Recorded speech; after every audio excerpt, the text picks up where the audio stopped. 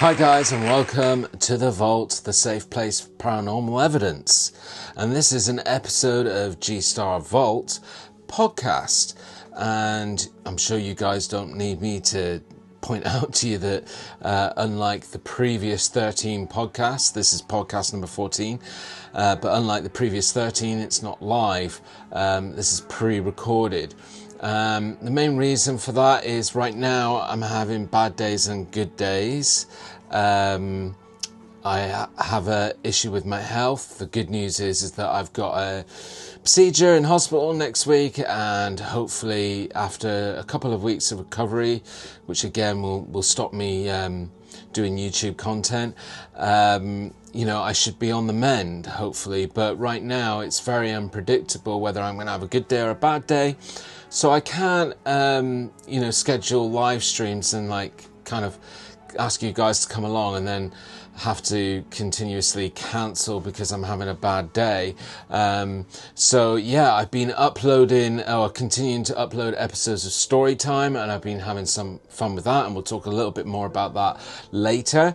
But I really wanted to get this podcast done pre-recorded because there was a few things that I was just very eager to talk to you guys about and just share with you guys. So yeah, I thought I'd do this pre-recorded episode podcast, and then as I say, I'm going to need a few weeks, maybe a little bit more, to recover until I can get things back to hopefully some normality. So yes, let's get into the few things that I want to kind of discuss and share with you this evening. So to kick off, we're just going to have a quick bit of fun because we haven't talked about Bigfoot Sasquatch in quite some time. This is hot off the press, just came across my desk today, and it's a video, a very short video, but really recent, filmed in May of this year of 2025 in Colorado. So I want you guys just to quickly watch this one, and then after I play it. As I said, it's really short, so I'm going to, loop it a few times. And then after that, we'll come back and I'm going to give you 5 points without doing any type of video analysis about this footage. But let's check it out first. That's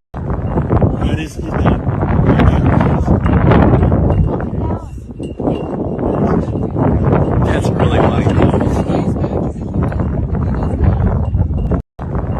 What is that?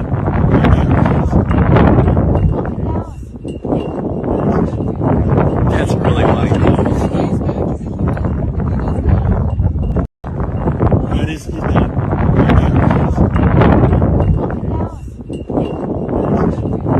That's really funny. Okay, so I hope you enjoyed that video.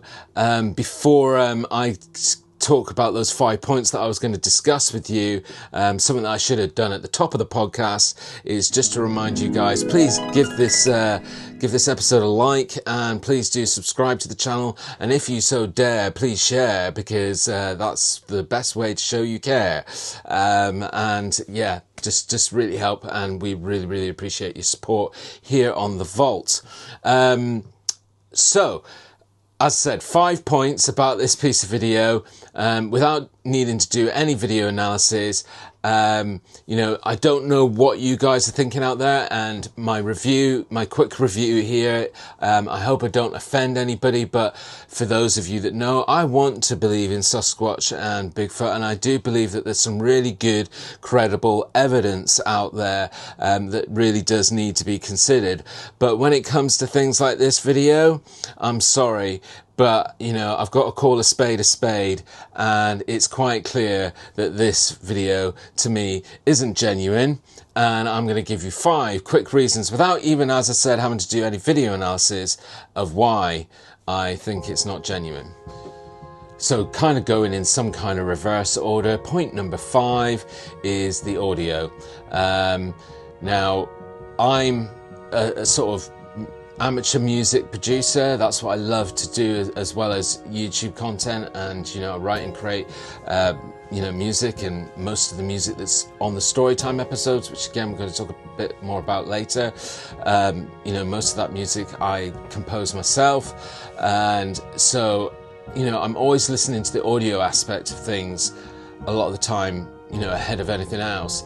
And I can tell you for now that the wind on this audio is kind of looped. There's rises and pitches of the gusts of wind, if you like, and they kind of repeat on a loop. So that's the first giveaway on the audio. The other thing that's relevant about the wind is that if you pay attention to the trees, given how noisy that wind is coming across, the trees in the background are barely moving, or showing that it's not a windy day. So that's the first point, audio, but we're going to come back to another audio point in a minute. But point number 4 is that it's the video itself, the length of it. You know, we would have liked to have seen, if this was genuine, why are we not seeing some of the footage before and some of the footage after, or certainly further on, because given the trajectory that this creature is moving in, you know, within the next few seconds in the footage, it would have probably come into a more open area where we'd have got a better view. So it's convenient that it's short. But on that point, I want to make the really, really important point here, that the video footage originally, I don't think is somebody setting up to hoax a Bigfoot sighting. I think it's probably some footage that a tourist, holidaymaker, somebody has taken, or just somebody that's out in their local area. They've taken the video footage. That video footage has been found by the people who run this site where the videos come from. I think they're called Scary Encounters or something like that. They've taken that footage and they've edited it down to appear as something else. I think this footage is genuine footage filming somebody a person walking down a hill. That person's either wearing a very thick jacket or a very thick jumper, but I think that's what's happened. Somebody has just filmed a normal scene, and then these guys picked it up, edited it, you know, shortened it just to appear as something else. So I don't think this is a filmed hoax, but I think it is footage that's made to look like something that it's not. So that was point number 4. Point number 3, I said we were going to come back to another audio issue. And the audio issue for me on this one, on top of everything else that I've said about the audio, is the fact that you can hear bells and there's a lot of noise in the background. Everything that we know from really credible, you know, potential evidence about Sasquatch and Bigfoot, you know, and really credible accounts that really, really warrant more investigation and research.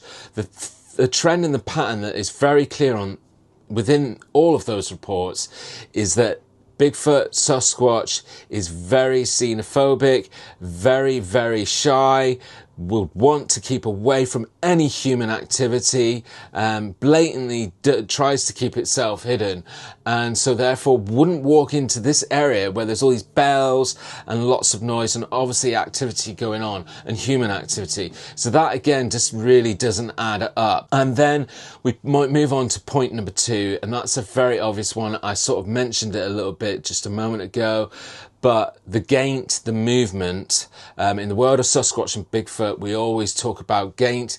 You know, again, some of the real credible footage and evidence that's, you know, come up over the years, like the Gimlin and Patterson footage and other pieces of footage.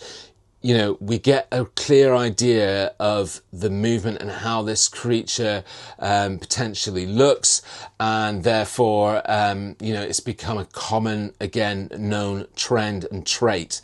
And, you know, the movement of this thing on this footage just looks like a person walking down. At one point, if you're quick enough, and again, I don't need to do any video analysis on this one to feel very confident in my opinion that I don't think it's genuine.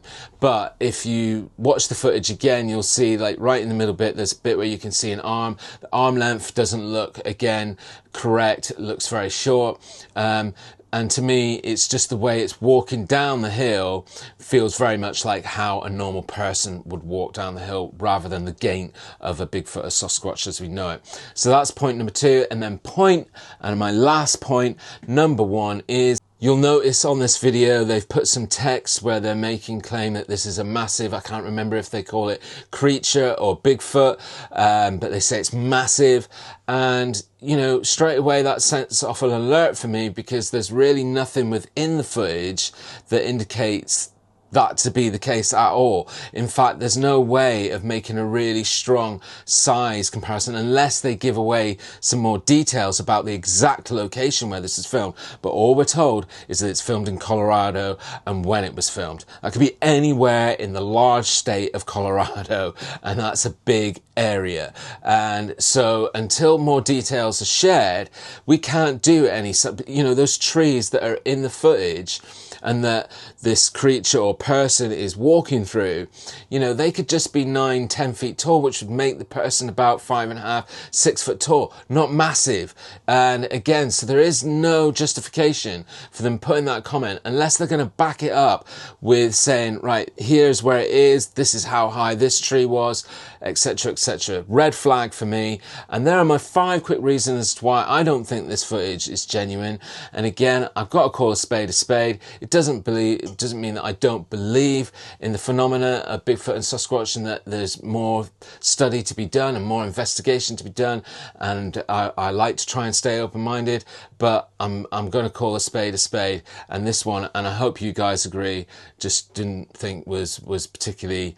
It's just another example of the kind of content and material that tarnishes the really good quality research and investigation. Okay, so I just thought I would share that with you, that quick Bigfoot video and analysis for a bit of fun, because we haven't talked about Bigfoot and Sasquatch for a little while. Just before I move off of that subject, actually, I do want to share, I'll put a link in the description. I may not be able to share any footage in this video without fear of getting a big copyright slam, but if I can share a couple of seconds, I will do. But I've been really enjoying these reels on Instagram at the moment, which are created with AI, that are Bigfoot, you know, talking Bigfoot out in the wilderness. They're quite funny. Look, for me, again, I do believe that the research and the study and the investigation into Sasquatch and Bigfoot should be taken seriously, and people should remain open-minded.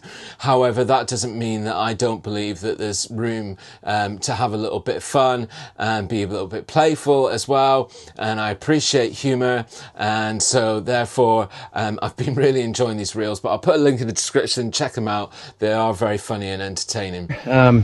This is my first vlog on this channel. I just want to introduce myself and say, hey, morning friends, check out my breakfast. Fresh morels and chestnuts straight from the forest floor. Nothing like a cold river shower to wake these old So the next bones. point of discussion that I'm eager to talk to you about before we get on to the main subject of discussion on this podcast, and that's returning to Mars, I just quickly wanted to talk about a recent episode of Storytime. Before I talk about it, I do want to just mention a few things about the Storytime playlist. If you're not familiar with the Storytime playlist, it is on this channel, and that is a series of stories that I narrate and tell that are all to do with all different areas of the unexplained, paranormal, interesting and weird. You know, covers alien sightings, alien abduction, cryptids like Loch Ness, Bigfoot, and then ghosts and hauntings and just stories of the unexplained. And, as I said, I narrate the story, and previously, up until recently, I've started using some AI, and a couple of people have made some comments about that. And I just want to assure everybody that I'm only using AI for some of the imagery. Previously, what I've always done with Storytime episodes is I have to trawl through thousands of pictures to find a picture that really relates to the story that I'm telling. And I still do that in some regards for some of the images, but I have just found it a lot easier to create some of the story imagery with AI and just exploring what I can do with that. But I'm certainly not using AI to compose the actual episode. I have to sit there and narrate it and edit it, and you know what, I like doing that, and I think that that is the way that I prefer to bring this content, because at least if it's not well received, or if it is well received, I know it's coming from me and not something that's been auto-generated by a microchip. So there you go. That's just my thoughts and views on that. But I wanted to share with you guys that yes, I have started using some AI in the last sort of 3 or 4 episodes, but it's only in a very, very small aspect. Now, as I said, I wanted to talk about a more recent episode of Storytime, and that is the episode that was called Lost to the Unknown and the Disappearance of Frederick Valentich. And the reason why I wanted to talk about it is because, again, recently I've been trying to keep the Storytime episodes to just 10 minutes. So it's really digestible and easy for people to watch on the fly. And, it's not a really long video. And so within those 10 minutes, I can't always explain everything and tell everything that I want to tell within the story. And certainly with the Storytimes, what I try to do is remain impartial to the story. I'm just telling the story. I'm not saying to you whether I believe that the story is true, and that, it's genuine or not. I'm just telling the story. So I try to remain as impartial as possible. But with this particular recent story time about Frederick Valentich, I found myself getting quite passionate about some of the investigation, some of the comments and research that's happened over the decades regarding this incident, and just found myself really disagreeing more specifically with the skeptical viewpoints. Now, within the Storytime episode, and if you haven't watched it, again, I'll put a link in the description, and you can either pause this video now and go and watch it and then come back, or it's not absolutely essential that you do that, but within that video, I was only really able to talk about 3 main different points of view that have appeared over the decades through various different investigations, whether that's people that believe that Frederick Valentich was abducted by a UFO, or whether it's a skeptical viewpoint that he became disorientated. I was only able to cover 3 main points in the video. So what I wanted to talk about on this podcast is just some of the points that I didn't talk about, that come more into the skeptical viewpoint, but that I just really, really disagree with, and I just wanted to discuss them with you guys. So the first one that isn't covered in the episode is that there's quite, with the sort of story and the incident that happened in 1978 with Frederick Valentich, who, as the Storytime episode points out, is a young commercial pilot. He's making a short journey from Melbourne to King Island. It's quite a routine kind of short flight. And in the middle of that flight, he kind of just disappears. And what's really interesting and what I was able to use on the Storytime episode is some actual audio from Frederick, from the cockpit of his plane to air control back in Melbourne. And you get to hear the last few minutes of, his audio. Now, I just want to point out again, for anybody that has watched that episode, something that I wasn't able to bring attention to is that's not the full recording, the whole conversation between Frederick and air traffic control around this incident. It is a bite size, and that's why some of the comments that are going back and forth don't kind of align perfectly, because they are snippets of a bigger recording. The problem is that any versions of the bigger full length recording that I can find really poor quality, and I just knew that trying to use them within the episode, trying to boost the sound would probably just made it not very, nice to listen to. And I thought that the recording that I did use in the episode was good enough to really, point out what I think is necessary that leads to this next point that I'm going to make. And that is that there's a very skeptical viewpoint around the whole incident of Frederick Valentich, that he was suicidal. And that he, basically took his own life, and it was intended.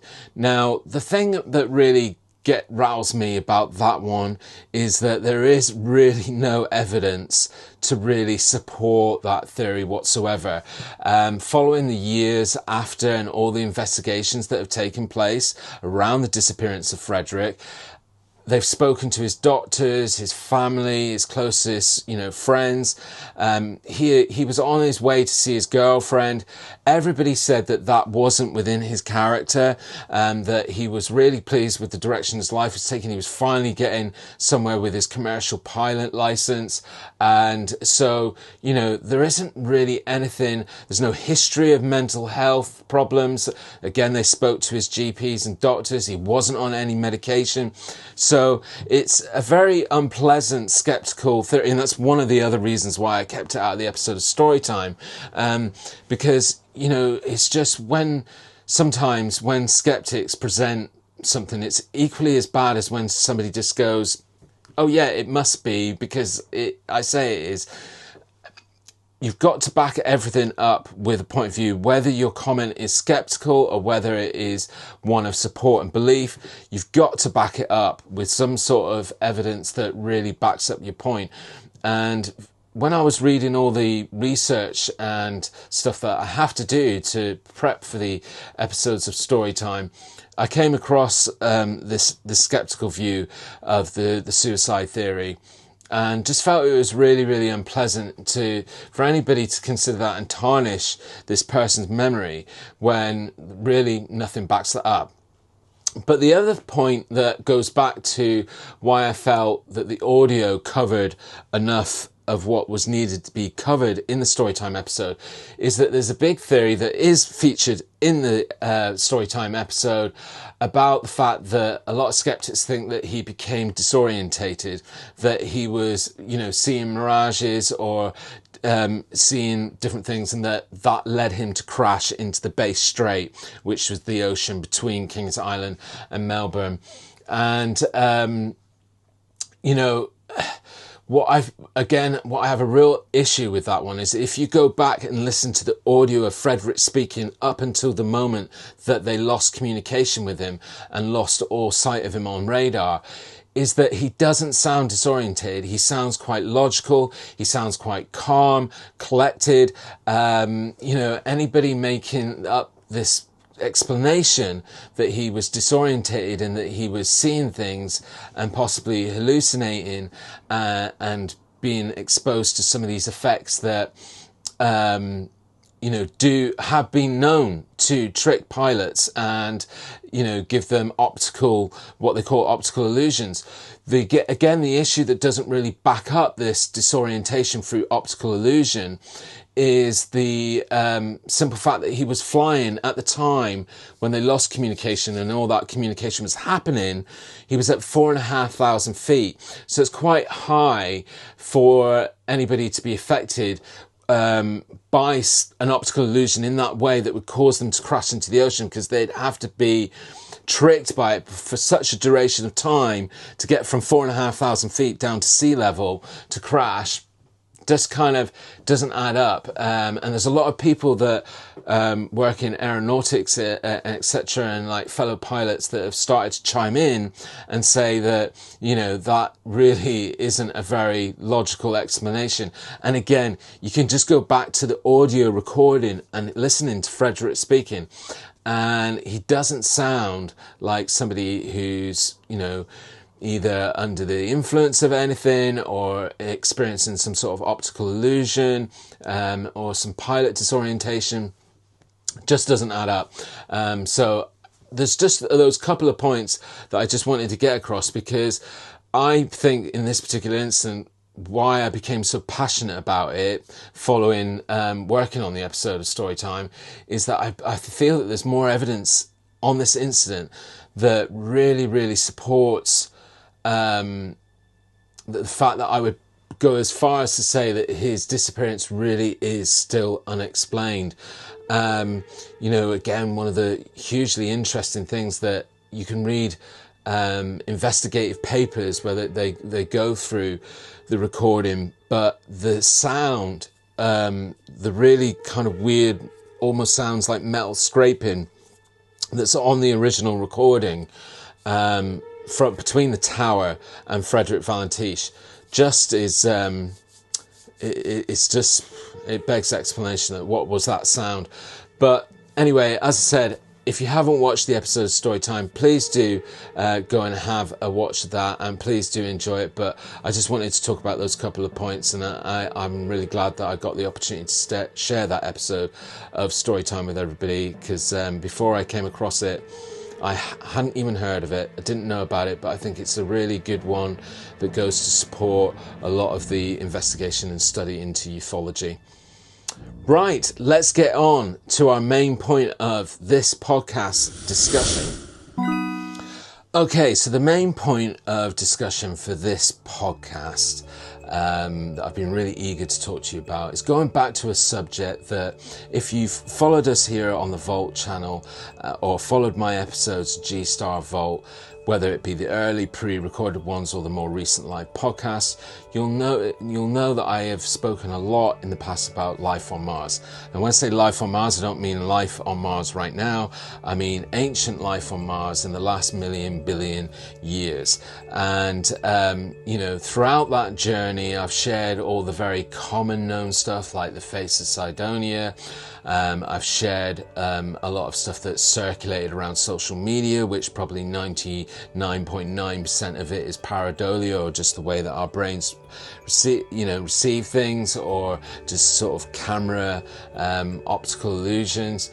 But throughout all of those episodes that I've done regarding Mars, I've also shared the fact that I do spend a lot of my time trawling through image after image from the rover Mars missions and looking at all the landscapes and everything that it's recording, keeping up to date with some of the science behind some of the samples and research that NASA are doing on Mars.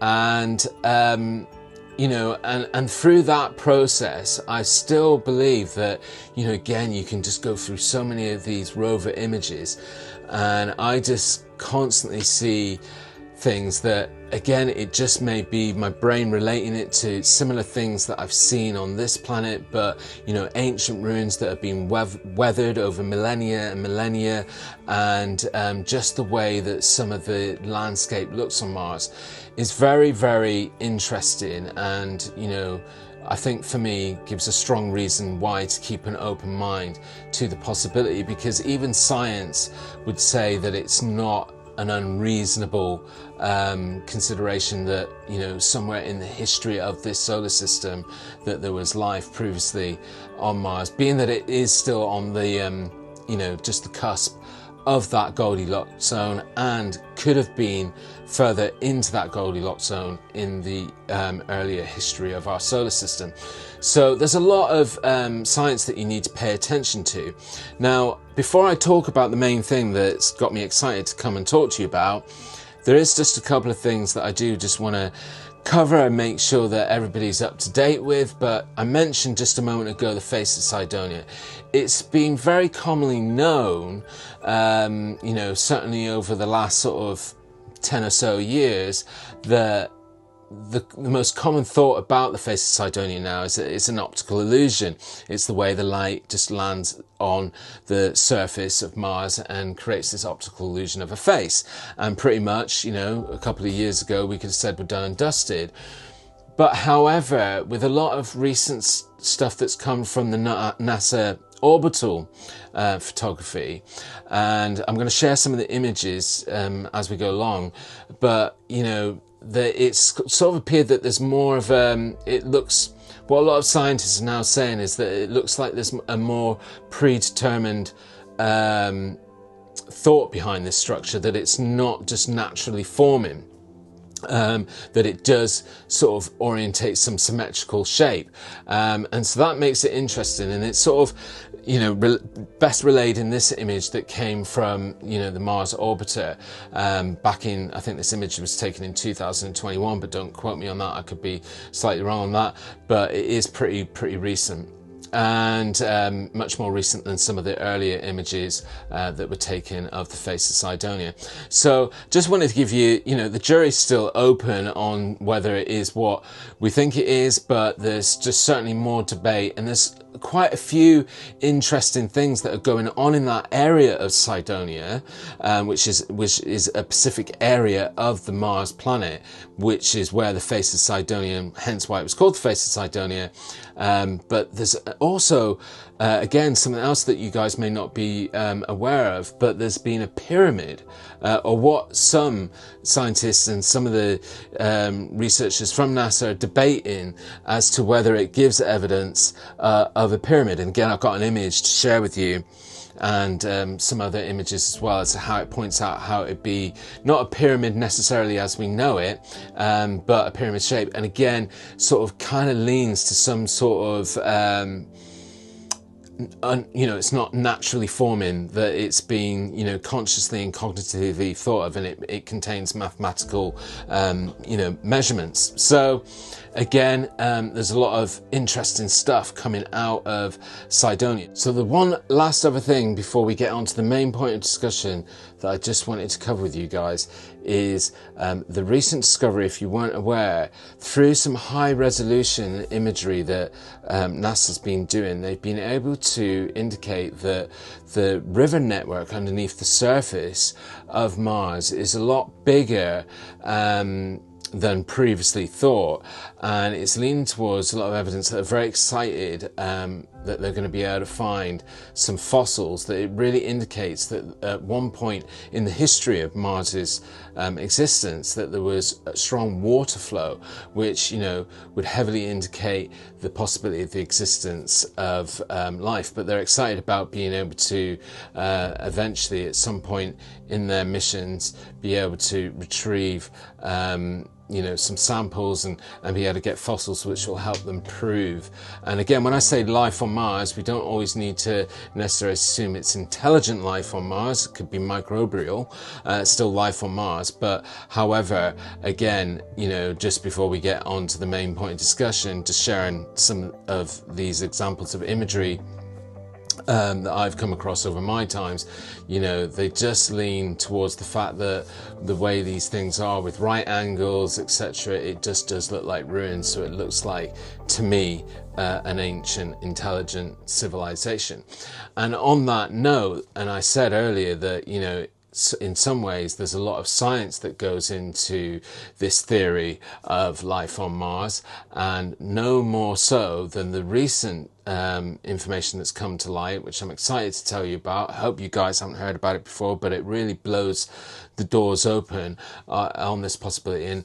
And to tell you what it is that I want to talk about, I'm going to go to, I've been looking into this through my research, and the best way of explaining it is to go to Harvard University's website, and I'm just going to read you some of the information that comes off of there in terms of some of the chemical studies that they've been doing, you know, that they've taken from Mars, from the rover missions, in terms of the chemical makeup from the air that they've taken, different samples and the chemical breakdowns, and what that's kind of trying to reveal. So anyway, let me read you this article that you can find, and again I'll put a link of this description on the Harvard University website.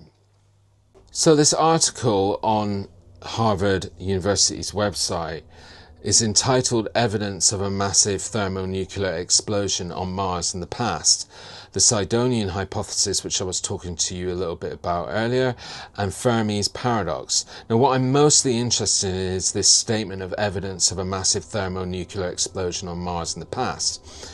As I was saying, it's come from a lot of the samples that they've taken from Mars and the studies that they've done of those samples. And this article reads, on Mars, the nearest Earth-like planet in the cosmos, the concentration of 129 Xe in the Martian atmosphere, the evidence of ATKR abundance of intense 1014 cm2 flux over the northern young part of Mars, and the detected pattern of excess abundance of uranium and thorium on Mars's surface relative to Mars meteorites can be explained as due to two large thermonuclear explosions on Mars in the past. Based on the pattern of thorium and radioactive potassium gamma radiation, the explosions were centered in the northern plains, at approximately 50 north, 30 west, near Cydonia Mensa and in Utopia Planum, and at approximately 50 north, 120 west, near Galaxia Chaos, both locations of possible archaeological artifacts, like I was talking about earlier, the face of Cydonia and the possible pyramid. The exon isotope mass spectrum of the Mars atmosphere matches that from open-air nuclear testing on Earth, and is characteristic of fast neutron fission rather than that produced by a moderate nuclear reactor. The high abundance of 40AR cannot be explained by mass fractionation during atmospheric loss, and must be the result of a neutron capture on 39K, also requiring an intense neutron flux on the Mars surface, as is the high abundance of the 17N or deuterium.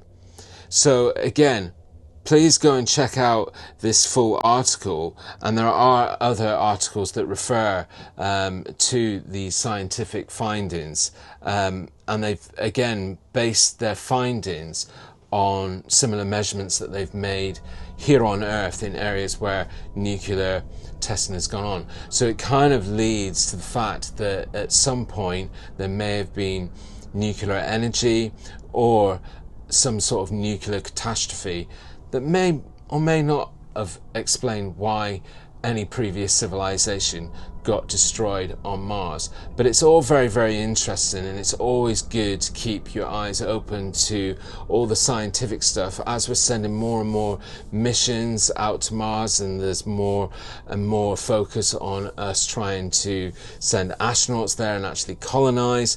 You know, more and more scientific evidence and facts are going to come forward, and I'm in big hope and a big believer that that evidence is probably going to indicate to us that at some point there was life previous on Mars, and may explain why there's now life on Earth. Who knows? But let me know in comments what you think of anything that I've discussed on this podcast, but definitely interested to hear what your thoughts are on the new scientific stuff and findings that are happening around Mars, and the possibility that there was life previous and some ancient intelligent life on Mars. Let me know in comments. As I said earlier in the video, please do give this episode a like and a subscribe.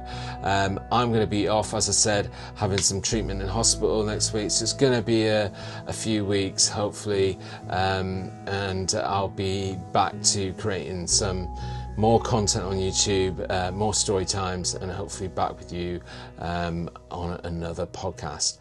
But for now, I'll see you later, and keep safe.